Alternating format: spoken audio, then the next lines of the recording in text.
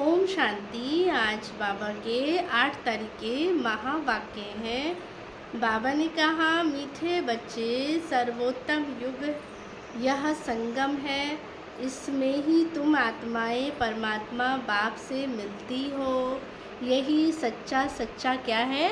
कुंभ है। प्रश्न है, कौन सा पाठ बाप ही पढ़ाते हैं, कोई मनुष्य नहीं पढ़ा सकते?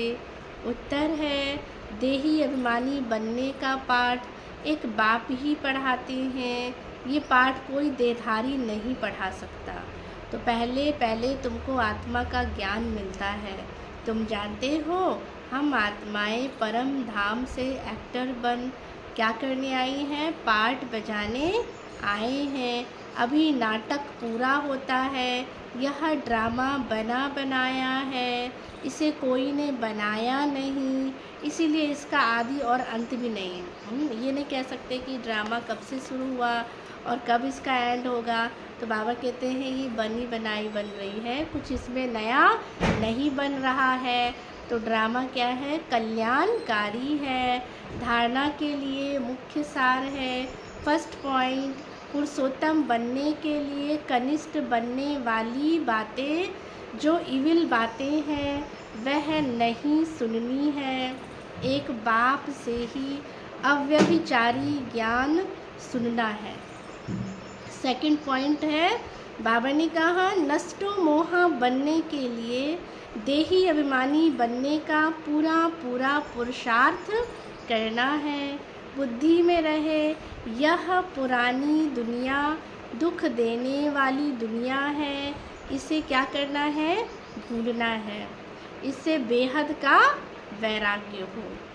वरदान है, संगम युग की सर्व प्राप्तियों को स्मृति में रख चढ़ती कला का अनुभव करने वाले श्रेष्ठ प्रालब्धि भव। आगे बाबा ने कहा, परमात्म मिलन व परमात्म ज्ञान की विशेषता क्या है? बाबा कहते हैं इसकी विशेषता क्या है? अविनाशी प्राप्तियां होना।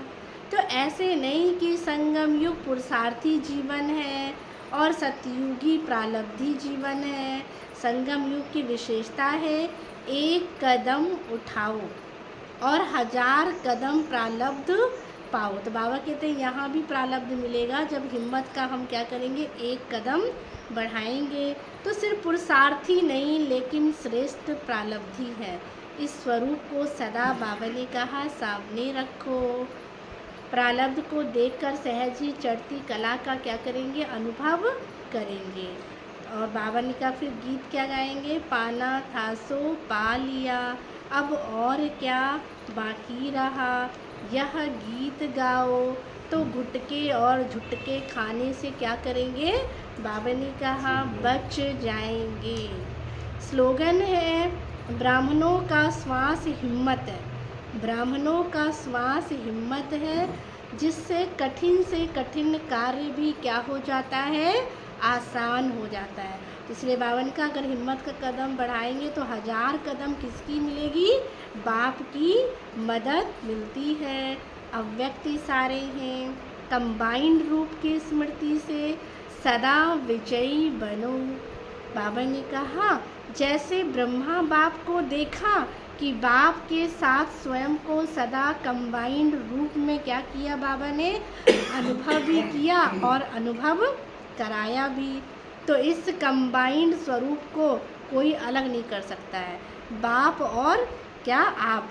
तो बाबा ने कहा इसको कोई अलग नहीं कर सकता। ऐसे सपूत बच्चे भी सदा अपने को बाप के साथ कंबाइंड अनुभव करते हैं। तो बाबा ने कहा जब कंबाइंड अनुभव करते हैं तो बाबा की क्या मिलती है? मदद मिलती है। फिर कोई की ताकत नहीं जो उन्हें क्या कर सके? अलग कर सके। अच्छा, ओम शांति।